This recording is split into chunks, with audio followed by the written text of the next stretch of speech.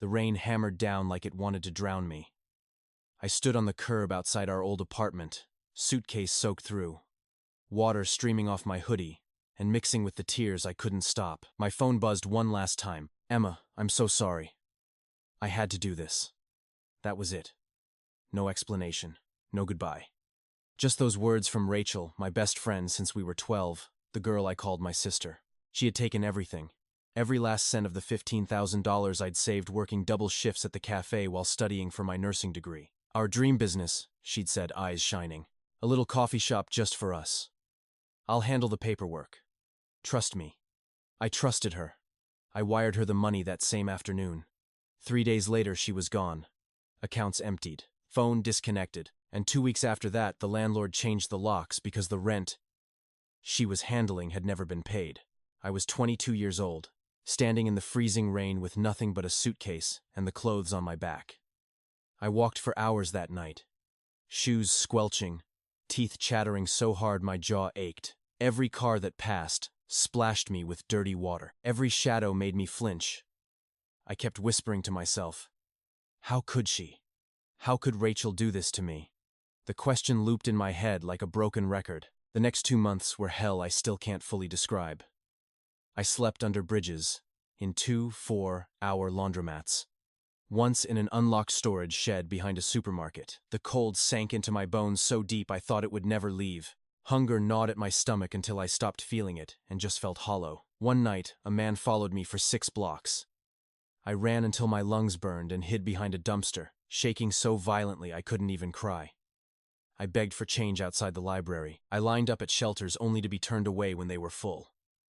Every morning I woke up wondering if this was the day I would simply give up. Then one rainy afternoon in the public library, charging my dying phone and trying not to look as broken as I felt, I saw the ad. Historic Victorian house for sale, $1.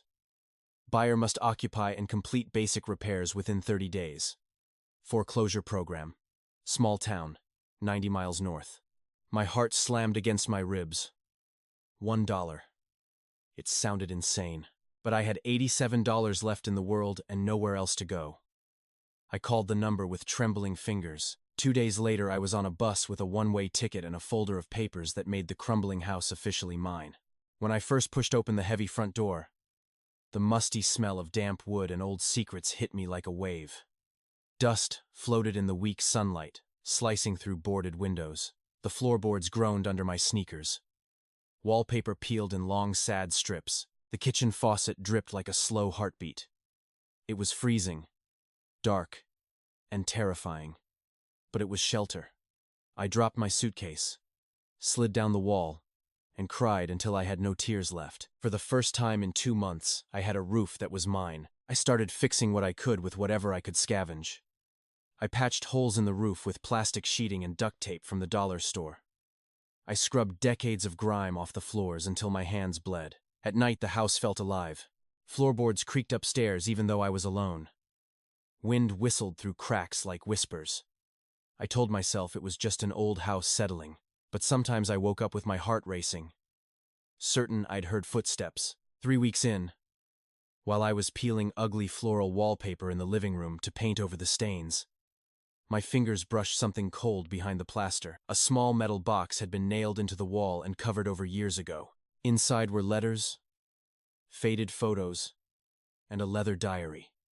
My stomach dropped when I saw the handwriting. It was Rachel's. Page after page, the truth spilled out. She had planned the scam for months. She was jealous. Jealous of my grades, my steady job, the way people liked me more. She needed the money to run away with some guy she'd met online and start over where no one knew her. "Emma will be fine," she wrote.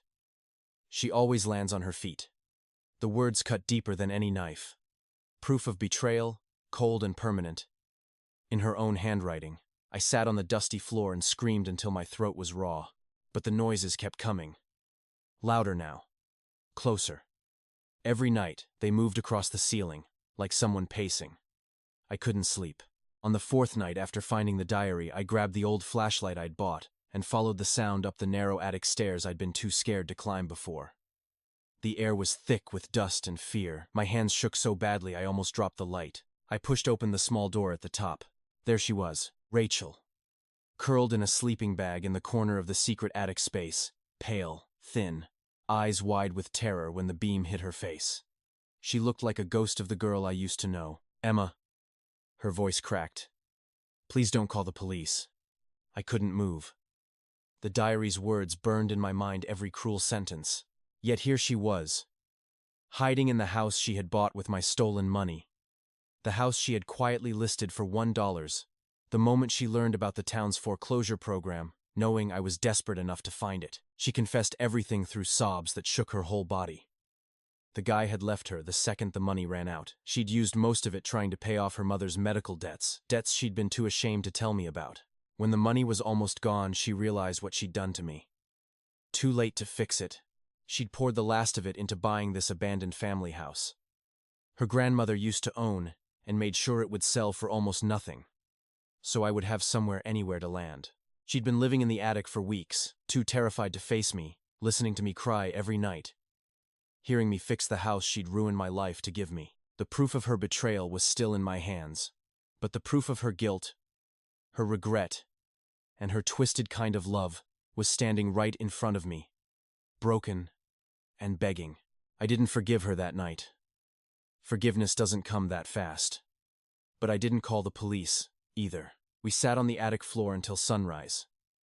Two girls who used to share everything now sharing silence and tears. Months later, the house doesn't look like the same place. We patched the roof together. We painted the walls soft cream and hung string lights that glow warm against the dark. Rachel is getting help for the guilt that almost destroyed her. I'm back in school part-time, working at the little cafe in town.